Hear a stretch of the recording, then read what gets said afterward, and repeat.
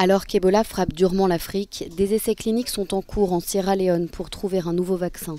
Emma a été diagnostiquée comme porteuse du virus pendant ses études. Aujourd'hui, elle a gagné son combat contre la maladie, mais l'évoquer reste difficile. Ebola est une réalité. Si quelqu'un dit qu'Ebola a été fait par l'homme, je réponds non. Ebola est réel. C'est un virus réel. Je connais les effets d'Ebola dans ce pays.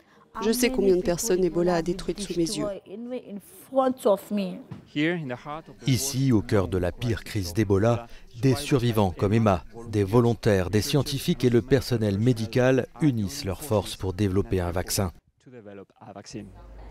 Plus de 1000 volontaires sains, dont des adultes et des enfants âgés entre 1 et 17 ans, font partie de cet essai clinique.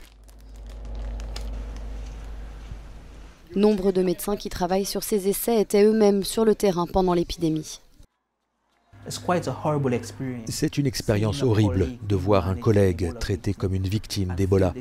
Et quelques jours plus tard, il ou elle est mort et vous êtes là, la personne chargée de le désinfecter et de mettre son corps dans le sac mortuaire.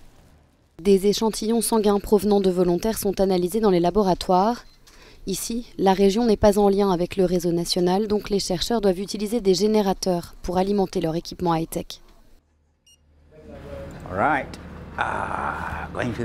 Allons voir ce qui se passe dans le congélateur à moins 90 degrés. On regarde la sécurité, si le vaccin est sûr pour être administré.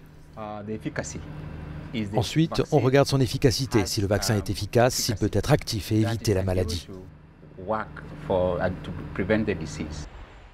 Le vaccin testé en Sierra Leone est développé par des chercheurs ici aux Pays-Bas. Ce vaccin nécessite de combiner 2 injections différentes et les résultats sont encourageants. Des données très prometteuses résultent de nos essais cliniques. Le vaccin induit des réponses immunitaires fortes et durables. Et nous sommes très heureux de voir ça. Avec toutes ces données en main, on s'achemine maintenant vers une autorisation de licence. C'est l'un de nos buts immédiats. Un essai clinique de plus grande ampleur est à l'étude. Il donnerait un nouvel espoir à ceux qui vivent dans des zones où les risques de contamination sont élevés.